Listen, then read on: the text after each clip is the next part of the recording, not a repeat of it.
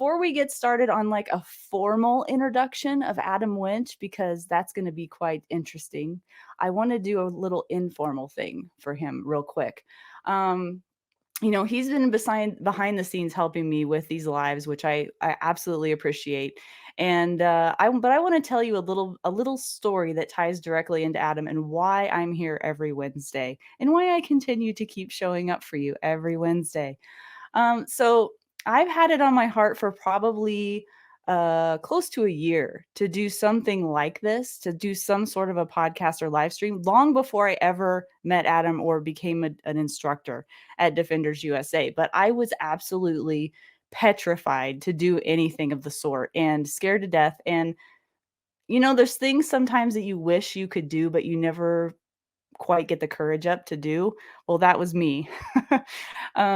And so I never really, honestly, never really thought I would do it. Like it was always one of those things I wished I would do, but probably will never happen kind of a thing.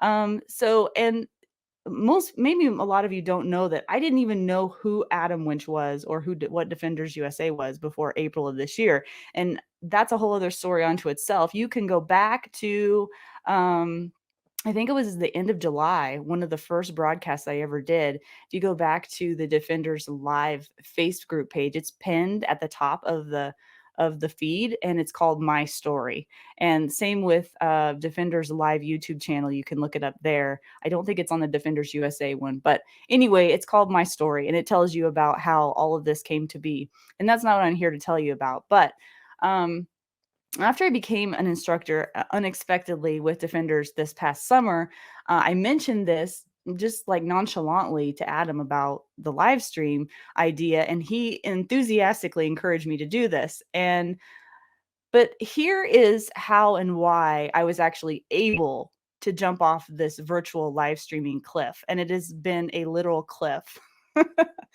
and a deep, wide ocean of great and scary things.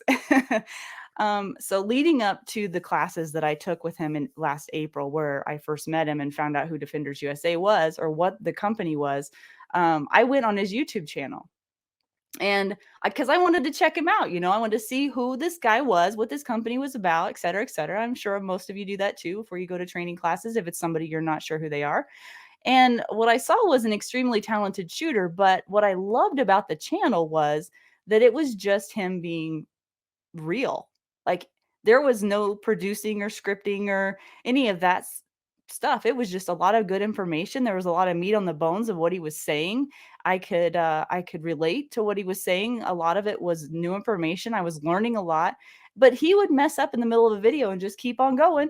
Like it was no big deal, no shame, no fear, no nothing, and even laugh at himself in the process some of the time, and he was just being real. And I think that now more than ever, we need that, especially online. So even though, some people might look down on that, I actually looked at that with awe. And I thought, wow, I could never do that. I could never be that real. And I would have to make sure everything was like perfect before I pressed record, right? I think that's why so many people are so afraid to get on camera, is because what if I mess up while I'm on camera? It's like, it's a real thing. It's a heavy pressure, right?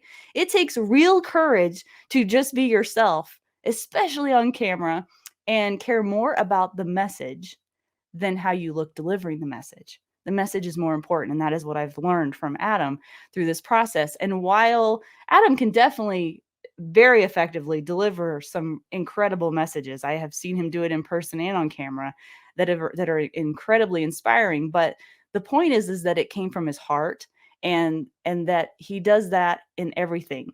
Everything just comes from his heart. He speaks from his heart, and you can tell when people do that. And so over time, and he didn't know this, but that inspired me to break out of my perfectionism mold that I still struggle with to this day, but it has held me hostage for years, guys. And I know some of you out there can totally relate to this. I mean, it can be debilitating, and it can be hard to break out of that mold. And it's a constant thing that I struggle with, even today. But I am stepping out and being brave because I was inspired. So here I am now every Wednesday, hoping that in some way I might inspire others to also strip away that perfectionism mold, the doubt, the shame, the fear, whatever it is, in the same way that I was given a true gift of inspiration and courage from a guy named Adam.